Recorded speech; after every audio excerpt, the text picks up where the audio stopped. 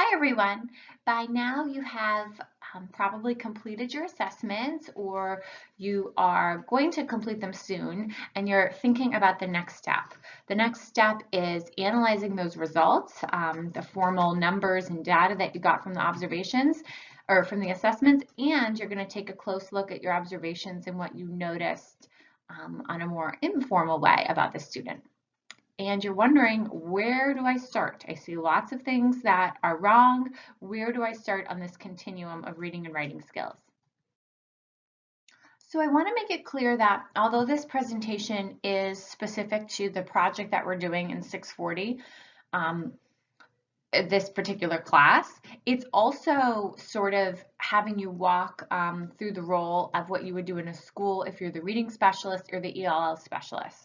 There are times when there is a student who's struggling and not responding to the interventions as expected, or perhaps they're new to the school, and you need to dig deep and find out more about them. So this kind of work takes an hour or so per student, so you're not doing it with every student in your school, and you're not even doing it with every struggling student in your school. Think about it as part of the problem-solving approach. When there's somebody who isn't really responding and isn't making that ambitious progress, and you want to know what can we do to be more strategic, you would comb through their skills with assessments like these, and then you would analyze them, and then you would develop a more targeted plan. For this class, you were told to pick somebody who's having trouble with decoding or spelling or reading fluency, because that's the kind of intervention we're going to practice giving. So you would probably be picking somebody from one or two of these categories. Likewise, if you are following this routine in your job as a reading specialist or an ESL specialist in school, the kinds of assessments and the kind of thinking that's covered in this PowerPoint has to do with phonemic awareness, alphabet knowledge, decoding, encoding, and fluency. That's not it for reading. We know that there's vocabulary, comprehension, we know that there's written expression, we know that that exists, and that is all very important too. It just so happens in this particular project for this class, we are focusing on how to teach someone to read words. So that's what the case study of Simon is about. And so if you follow this model in school, it would only apply to the kids who are struggling with reading and spelling, not vocab, comprehension, and writing. There would be another group of assessments and kind of thinking that you would engage in if you were looking at those skills. This information was covered in another slide, but just to review, when you're thinking about what you need to choose for your assessments, you are thinking about the kinds of problems that have been reported so far with the student. So phonemic awareness, alphabet knowledge, decoding sight words, you're going to want to pick a group of tests that look at those. And then of course everybody is, well, not everybody, but all of our struggling readers should have a bigger test, something like the oral reading fluency. Now I say bigger because it's not going to pinpoint the itty bitty sub skills that are needed to be able to read fluently. So it doesn't tell you exactly what's wrong with the student, but it does give you that big picture comparison of where they fall against, in line against their peers. If you're at a school that already does DIBELS, then you already have that data. You might not need to conduct that yourself. But if you've never heard the child read aloud, that is something that you want to do at the start of this. You want to get the big picture of how they sound and then also dig deep into the sub skills. So after giving an assessment, it can feel kind of overwhelming because we might have a lot of errors in front of us and it's hard to sort out what does this learning profile look like and what are the patterns that we see and where do we begin. So it helps to think of each of the categories on their own. Now, one category I didn't put up here was spelling. I'm kind of lumping that in with phonics, but when you do the quick phonics screener or a core phonics screener and then the primary or elementary spelling inventory, it's interesting to look at those results because you might see that a student is better at encoding or decoding or quite poor at both. And probably if they're having trouble with phonics, encoding and decoding, you're, of course, I'm sure, going to see an issue with phonemic awareness. because that is probably the reason for that weakness. That would be likely. So you're going to see those kinds of patterns throughout. In the case of an older reader who's still struggling, it might be a little trickier to figure out their results because they might have a lot of words committed to memory, and they might be treating a lot of decodable words like sight words. So they do really well with the oral reading fluency and reading real words and sentences, but they have a lot of trouble on the phonemic awareness part and on reading nonsense words, and their errors might also show up in their spelling and writing because they just have no concept of the code or that system. So basically, when you're looking at your results, of course, you're going to write down the scores and do all of that. That's kind of like the easy part to mark it up. But then you're kind of looking at two things. What have they mastered and what haven't they mastered? Where are they weak? Where is sort of like, where do they hit that ceiling? And that can be an easy question to answer if you already have that internal scope and sequence in your mind and you can see the continuum of reading and spelling skills in your mind. You can kind of sense, here's the breakdown right here. Here's where we draw the line in the sand. The stuff before it, they know, I can review that briefly with them, and then we'll build upwards. But if you don't have that scope and sequence in your mind, then this is new to you and you'll be developing that at the same time. So I'll share that Orton Gillingham scope and sequence with you, and ideally you'll try to internalize that, the order, the skill progression that kids will go through.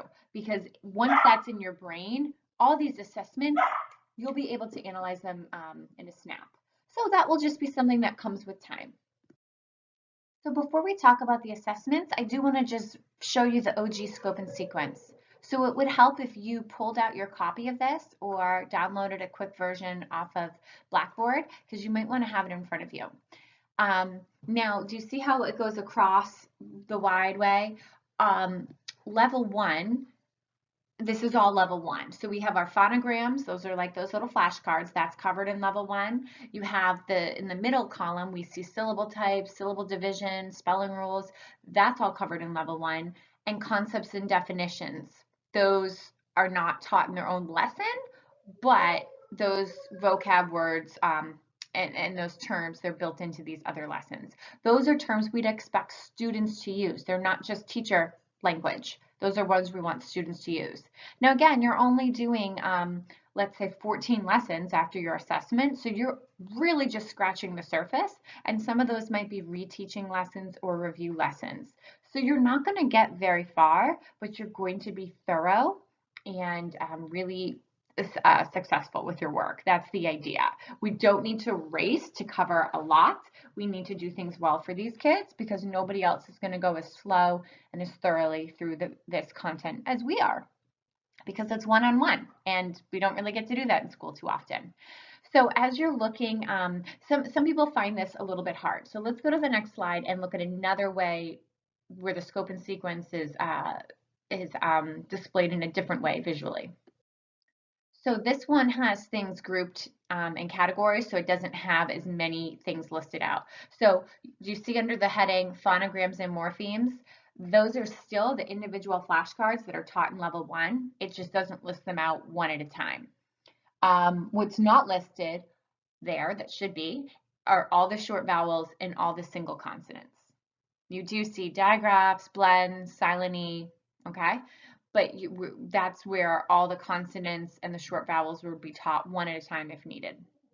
You see our very, very basic spelling rules and some syllable types and division.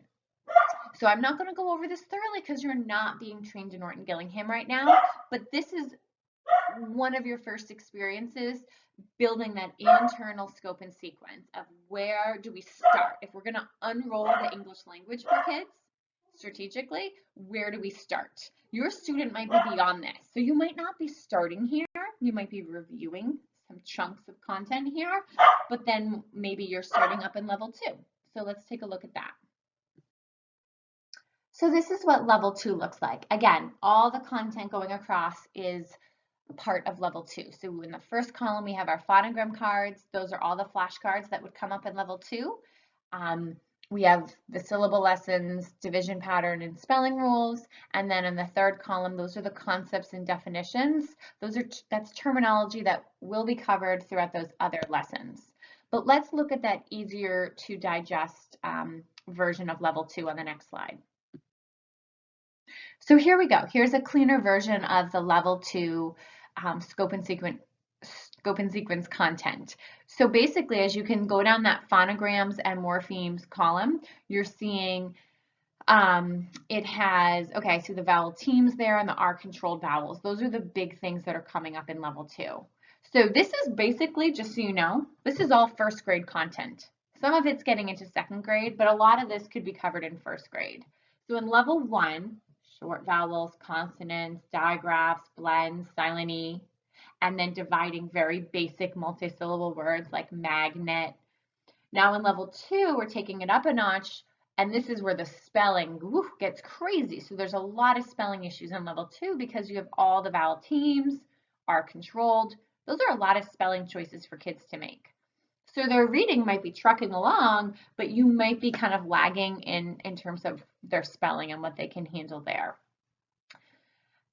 We also get into more complex division patterns. You can see like words like pumpkin would fall in because of that division pattern. If you still have your Birch book, you should, especially if you're a reading specialist, be keeping that forever. You're going to use that again in the reading clinic. But your Birch book explains all of this in such great detail.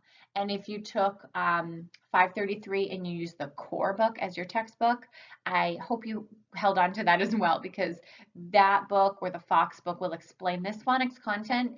You've already had it once in 633 or 533, but if that did not sink in, learn it now with your student as you're teaching lessons.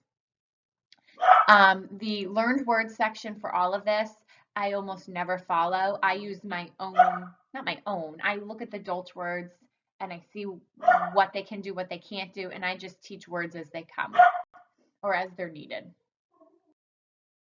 Now let's dive into the actual assessments that you used and try to make sense of them. You might have seen this student when you were in class. You might have looked through his materials. So this is the 4th grader, so you can find his report and take a look at that to get the overall picture of him.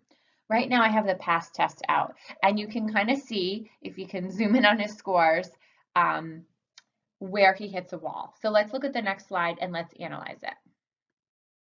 Okay, so for him, the breakdown was at the phoneme level, and he is a 4th grader, and this basically he ended up at like a 2nd grade level. That's where he ended. So you can see the scores, good, he's fairly automatic, and then the parts that I highlighted in yellow, which was phoneme deletion and phoneme manipulation, making changes, those were really hard for him. He was able to delete the final sound. He could delete the final sound, final phoneme. So he had a little brief burst there, but then when I took him to the next level, he did poorly again. And let's see, that was phoneme manipulation at the vowel level. So for a 4th grader, that is way too low. So that's alarming right off the bat. And frankly, I saw that these same weaknesses were seen again in the way that he read nonsense words and in the way that he did with his spelling on the spelling inventory. So it's echoed all throughout his assessments, showing me he has a phonological deficit, and I can see how high his skill level is. I can see where the breakdown begins.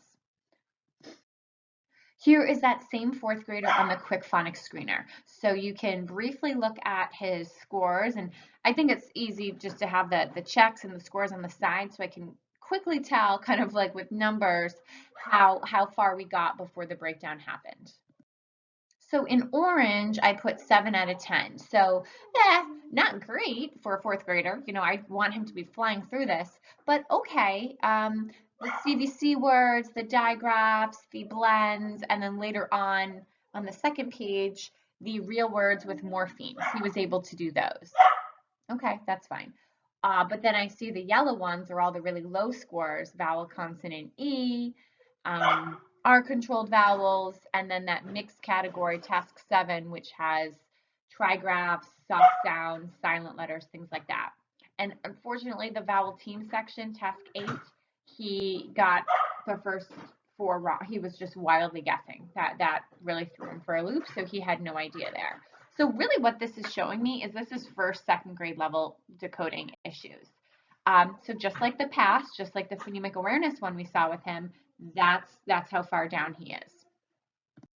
Here's the same student, and here's how we did with his spelling. So this was actually the primary spelling inventory, which would be mostly thinking about kids kindergarten to 3, but really grades 1 and 2. That's definitely the content we'd see here. And he did quite poorly on them. So let's look at these results.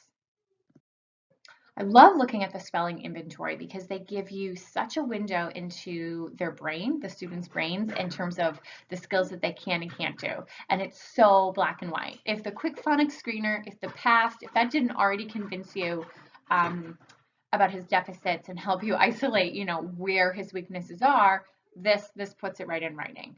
So we can see that he did the CVC words and the words with silent E. That's what he was able to do. There's 3 more on that right column that I didn't put in the blue circle, or just 2 more. Stick and blade were correct as well. So I'm seeing 3 kinds of errors here. Errors with phonology are in orange. That would mean the sounds there's an error at the sound level. So for example, sled, the vowel is incorrect. For dream, the vowel is incorrect. For coach, he uses the CH for the K sound. And for shouted, he has an N in there, but we don't actually hear it in sound in the word shouted. And then for torn, he uses a T instead of a TH. So you could say that those are, you could even say a couple of those could also be considered orthographic. But phonological, because I saw errors with his sounds. The sounds that were in the word were not represented on the page. So the word wait, I didn't highlight that one, did I? But the wait, that's up at the top, that's an error. And I guess I'd put that in yellow because that would be an orthographic error. Technically, he did represent all 3 sounds in wait, the WH for W, the A for A, and the T. So that would be an orthographic error, meaning he didn't choose the right pattern or symbol to represent what he heard. But he did represent all 3 sounds in a way that is sort of reasonable. So for fright, he uses what he knows, I consonant E, even though it's the IGH vowel team. With crawl, he knows ALL says all, but it's not what we use here. For spoil, that's a O, I guess that's an OLE, so I guess that could be phonological as well. But again, he doesn't really have strong knowledge with the vowel team. So we just saw that on the slide before with his quick phonics screener, and now we're seeing it again with spelling. His go-to for a long vowel or strange vowel song like a diphthong is a vowel consonant E. For growl, he did pick OU, so that's great. That does make the ow sound. It just happens to be the wrong one. Now, if this was a first grader, no problems, because a first grader's orthography is just naturally not as developed as what we'd expect from a 4th grader. But this is a 4th grader in December, and we would expect much more orthographic knowledge for him. He's been exposed to so many vowel teams by now, but he's also had time to develop them. Now, I happen to know the curriculum in his school has not done very much to support him as he develops his orthographic knowledge. So that is a shame. But he is in 4th grade and has had some spelling lists and some word study lessons along the way, but it has not clicked. Now, the green ones are showing us errors with morphology. So those would be word parts. So that could be compound words, prefixes, suffixes, things like that. For shouted and wishes and chewed, I use those all in a sentence, so he would know that I was talking about things in the past tense, or that I was talking about, a verb form, or maybe it was a noun for wishes, a plural noun, I'm not sure. But regardless, the way I used it in a sentence was cluing him into that there's a suffix on here and a certain kind of suffix. And for shouted, you can see he just put a D there because he heard the D at the end of a word. So that's showing us he's listening to the sound, but he also doesn't have that morphological knowledge when it comes to spelling that, oh, there are common word endings and they sound like this, and I'll represent them when I hear them. Now, kids like Jonathan float under the radar. He's smart. He comes from a family, privileged family who's given him lots of attention and services over the years. He plays sports, he travels, he is read to. He actually loves reading himself. He has a great vocabulary and oral language skills, and he can read above benchmark. So this was in December of 4th grade, and he scored 133 correct words, and 103 was the benchmark. So if you're just a school doing dibbles and you're just checking kids off the list, you're not going to notice that he's struggling. Yet it should be very obvious to teachers because his spelling is a mess. And the kinds of errors he's making are not 4th grade errors. So let's take a look at those. So here we can see that, well, the first thing that jumps out at me is 9 errors. 9 errors is a lot of errors for anybody, but certainly for a 4th grader. He did not self-correct once the whole time. So that's another, this is another pattern to note that helps us understand how he approaches reading. He does love reading, and his parents said, oh no, he's great. He's really independent reader. And yes, his score is above benchmark, but when I see all these errors he's making and I see that he doesn't even notice, or maybe he does, but he doesn't have strategies to error handle, this, again, I'm thinking about the past, the quick phonics screener with nonsense words, the spelling inventory, and I'm seeing, yeah, this matches his profile. He's a bright kid who's smart, has a lot of knowledge of the world, vocab skills, probably good syntax skills, so he can kind of guess what's coming next in a sentence. And he probably has a lot of words memorized. So all of that is keeping his head above water, but he doesn't have knowledge of the code. So his comprehension is naturally going to be affected a little bit, and his writing and spelling are hugely affected. So whether or not anybody in school or at home cares about writing and spelling with a 4th grader, he's not going to be making the kinds of gains, and he's not going to be writing the kinds of essays that his peers are writing. Going, in middle school. So I'm seeing that he mistook consonants for countries. Okay, you might think, not a big deal, who cares? Like, that's not so big. Again, 9 errors. So if it was 1 error on the whole page, fine, any of these errors wouldn't have been concerning. But he made all of these errors. He said white for wide, lots of little word things like he and that, the, it's, Andy's, didn't know how to pronounce that. I highlighted, he said step for steep, and he said jaggled for jagged. So he's a bright kid, and he read they are step and jaggled. Like, he either doesn't notice that he's making the errors, which is alarming about his comprehension, or he does notice but has no reason he doesn't correct because he doesn't know how, or doesn't think he needs to get the gist of it. So, so that's definitely, that's alarming, and that makes me think if we spent time on spelling, that would also help him with his word attack skills. In addition to that whole battery of assessments, you also want to think about them big picture wise. What did their parents or teachers say? What do you know about them through your work with them, whether it's just in that observation or maybe you see them in the classroom or intervention group? How do they approach reading and writing? Do they like it? Are they ashamed? Are they frustrated? Is there a family history of reading and writing? Because that's a huge red flag. I found out in the case of that boy, Jonathan, that his both parents described just different kinds of struggles with reading and writing, and both of his siblings are struggling as well. So in that situation, all these factors together, red flag central, let's zoom in and do the right thing for all these kids. So the big question now is, well, what do we do?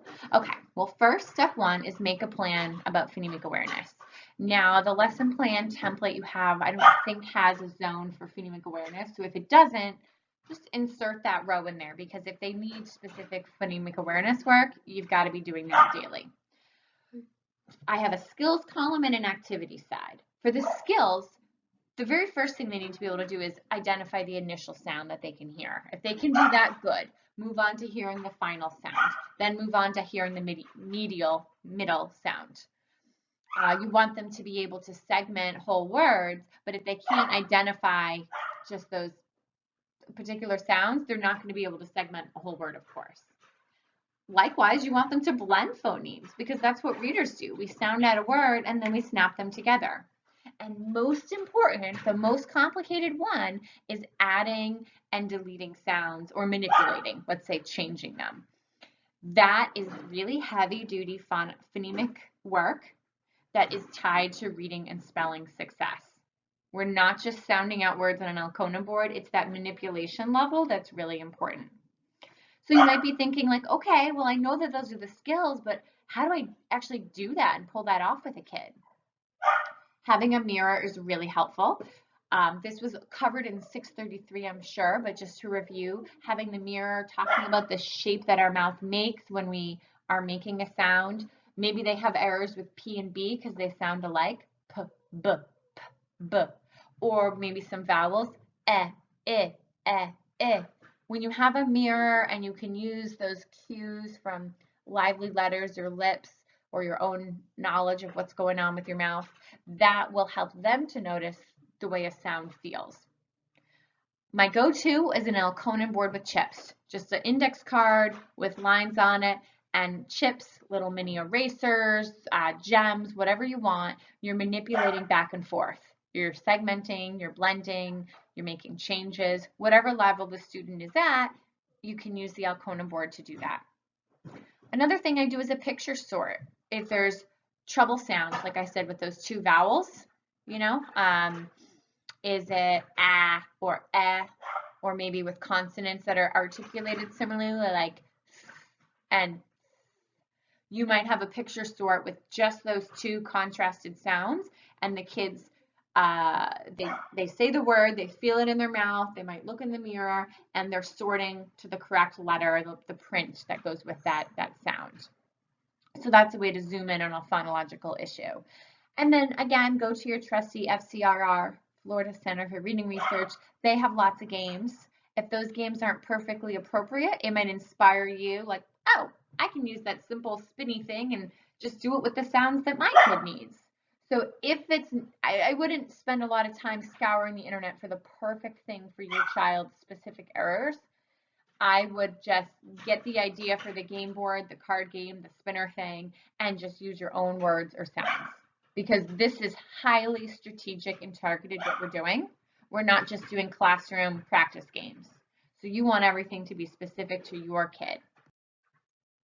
So likewise with decoding, you're thinking of where do they fall on that scope and sequence. So look at the OG scope and sequence, whichever version of it is more visually appealing to you. And you could even highlight the skills that they do have and look on that continuum and see, well, what's next? What do they need to be able to do? This fourth grader, Jonathan, I am starting with short vowels with him because he made errors at the level just above that at the long vowel level, but I need to start with short vowels to do a review and have that foundation. If he doesn't understand that words are built, you know, by sounding out sounds and how all that works, I can't build upon it.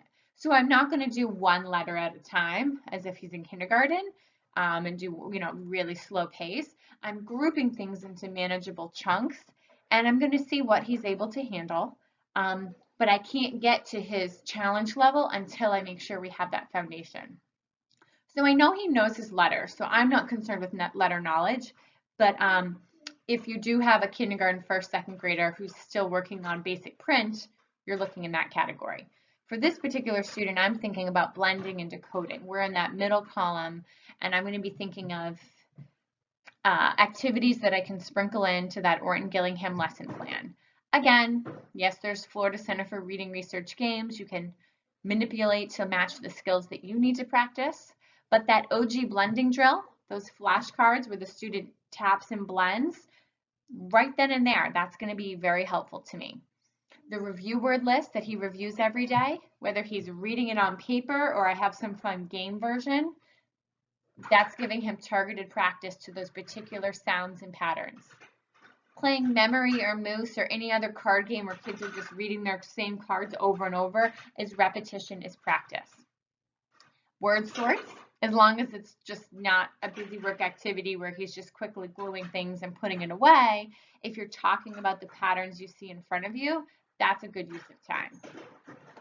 And rapid word recognition charts, you can find that in your Birch book. You can also Google that if you don't remember that from 633, but that's those same words scrambled over and over, so they have repetition reading them. Really, when you get to the multisyllable level or morphology, we're still talking about the same kinds of things. You might be, as you saw in that blending column, the go-to for me is just showing how words are built. So using reading rods, Unifix cubes, index cards. If you have for your kids, what are those things called? Those big, well, Legos, but then also the big chunkier Legos, Mega Blocks. You can write on all of that with permanent marker and then use cleaner to wipe it off. But that's showing how words are built. This is multisensory, and it's a great way to show them how language is structured rather than just everything being on black and white paper, because that's not coming alive for them. So we have to show them the component parts and have them manipulate. And then we want to transfer that knowledge and skill work to obviously the black and white paper. So when you're thinking about fluency, make sure you're not doing fluency work until there is some sort of accuracy with word reading. We don't push for fluency on the brand new tricky skills that we're working on. I push for fluency on the things that are kind of already moving towards the back burner. And don't forget also we need fluency at all levels. So fluency with letter identification, fluency with matching sounds with letters. We need fluency at those sub-skills first before we can expect that they would fluently read words, phrases, or sentences. So it helps to kind of put this in perspective, and that's why you have to hear the student do an oral reading fluency probe to hear that whole piece for them. What's getting in the way of them being fluent? Well, first of all, if it's decoding issues, then put fluency to the side, sort of, and work on decoding. And you might just work on accuracy and automaticity at the word level. Once you're getting some headway, then you can push in phrasing. Phrasing, with a word list, or phrasing with short phrases, or even sentences or passages. But you're not teaching them to sound out, low level, level 1 words, and then also demanding fluency with that as well, because that doesn't make sense. They have to have some traction before you can expect the prosody or that kind of rhythmic, natural sounding reading. So this is something that I don't make a priority until I know that students understand that the point of reading is not to be fast, right? Because sometimes that is misunderstood in school, just accidentally. Teachers aren't telling them this, but through the dibbles or by hearing their peers be really automatic and fast, that's attractive, and they associate good readers with fast readers.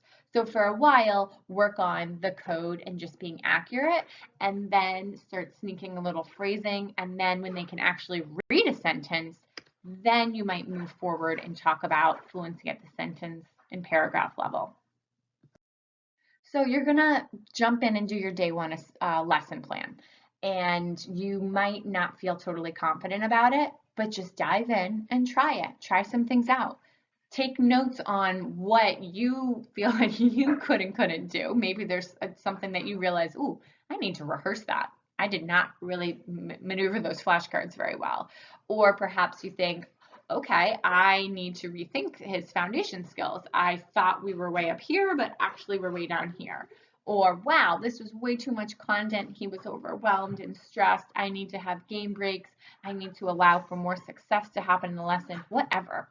But you were taking notes during that lesson or right after the lesson, jot it all down. Then you're making the plan for lesson 2.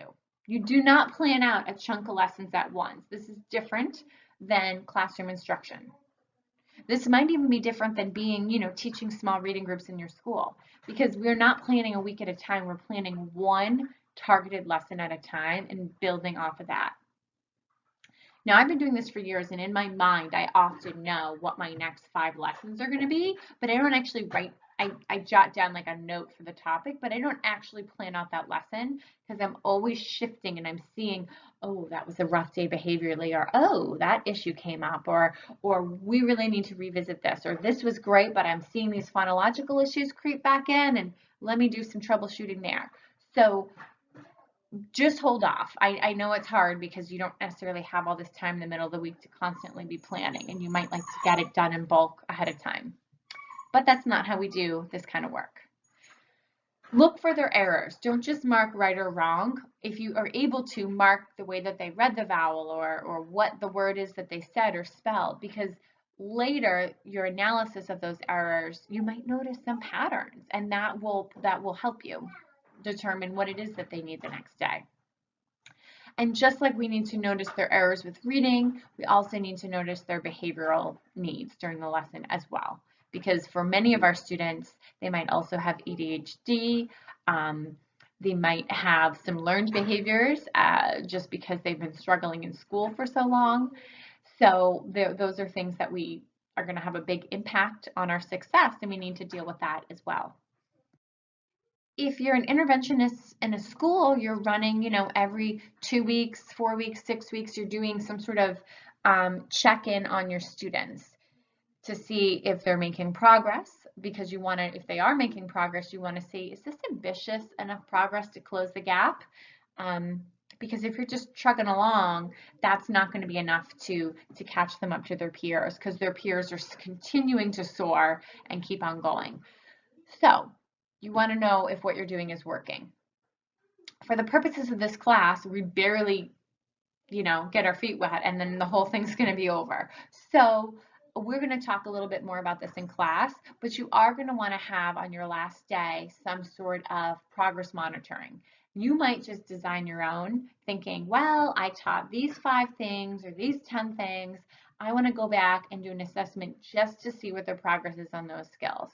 That would be great. That would be like your own curriculum-based assessment that you're designing. That's acceptable. It would also be helpful to do some of the probes, the formal things again, because then we can actually compare and have some real data. So the past is easy because that has multiple forms. All the DIBELS probes are easy because they have multiple forms. The Quick Phonics Screener does, but I think we have to buy it to access those. So something you could think about is on the phonics category, just changing the letters a little bit to come up with a second version of those so that we can compare it. But like I said, you might create your own curriculum-based measure or assessment just to quiz, like as sort of a final quiz to see for what I taught, what are they able to do. This probably seems like a lot, but you are in training right now. You are not here to be perfect right off the bat, right as you try this out for the first time. You all have a different amount of knowledge from the schools where you worked or from the previous degrees that you have. So you're all coming in from a different starting point. So just make this experience personal to you. You are here to practice assessing a child, analyzing that assessment, choosing a starting point, setting goals, writing an intervention plan. Whew, this is a long list. Carrying out that intervention plan, reflecting all the way and adjusting your teaching, and then evaluating the progress you made. That's the cycle you're doing. You are trying it out. The best way to learn how to do this is not me telling you how to do it or you constantly reading about it. You just have to dive in and try it out. You aren't going to hurt these children. You aren't going to like dramatically change anybody's lives either. It's going to be somewhere in the middle, right? Okay? This is you learning, and it's probably going to have a positive impact on your child, maybe a really positive impact, which is really exciting to think about. You only have a certain amount of time before this course ends and only so many hours that you actually get to meet with the kid. So try to dive in and try something from the Orton Gillingham routine, like the flashcards, the spelling drill. Try something there and see if you can wrap your head around it and see what kind of an impact it has on your students. You might be used to doing things differently, so it's time to consider what it feels like to do it this way and kind of how that shakes out for you and your kids. I also really want this to be a very reflective experience, and it probably will be because you're forced to keep writing and rewriting lesson plans the whole time. So naturally, you're going to be thinking about, how am I doing? How's my student doing? And that's what we're here for. So good luck with all of this. It should be, I was going to say enjoyable, but I know it's stressful for you because you're in school and you're trying to do this under pressure. But I want you to take the time to, we don't get to do this in school, right? We never get to work one-on-one. So enjoy that piece of it because you're going to be able to make a difference in a student's life in a way that you're typically not allowed to do because of time restrictions in school. So enjoy that. And then we'll chat more in class.